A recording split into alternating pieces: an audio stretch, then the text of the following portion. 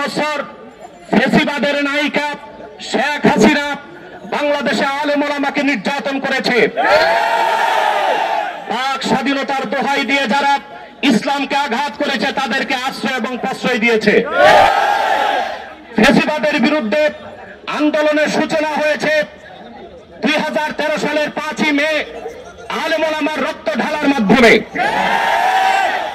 সেই হেফাজতের 13 দফা দাবির অন্যতম দাবি ছিল আল্লাহ তার আখিরি নবী মুহাম্মদ সাল্লাল্লাহু আলাইহি ওয়াসাল্লামের আরশচুম্বী সম্মান মর্যাদার বিরুদ্ধে যারা কটূক্তি করবে তাদেরকে প্রতিরোধ করতে ব্লাসফেমি আইন করার একটা দাবি ছিল।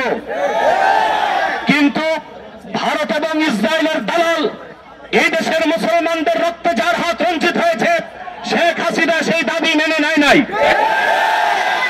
আমরা ভেবেছিলাম 2024 সালের 5ই আগস্ট বাংলাদেশ স্বাধীন হয়েছে। স্বাধীন হয়েছে সলিমুল্লাহ খানদের মতো নাস্তিকের জন্য, স্বাধীন হয়েছে তসলিমা নাসরিনের উত্তরসূরিদের জন্য। আমরা স্বাধীনতা পাই নাই।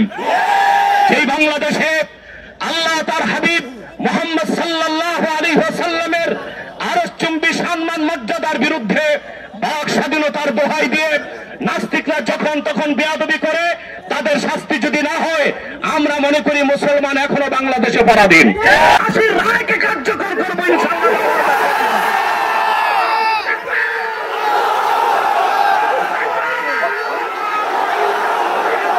ফাঁসি চাই, গ্রেফতার চাই।